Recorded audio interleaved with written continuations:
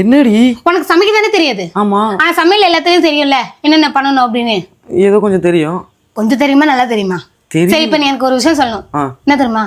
காயில உப்பு அதிகமாயிடுச்சு, என்ன பண்ணலாம்? அதை ஏண்டி ஏதோ ஐசிபால்ல இருந்து வந்தது மாதிரியே கேக்குற?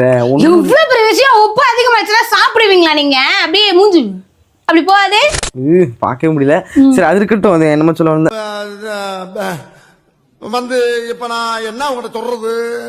அந்த உருளைக்கிழங்கு வெட்டி போடு, சரியாயிரும். உருளைக்கிழங்கு வெட்டி போடு, சரியாயிரும். உப்புடி போடி.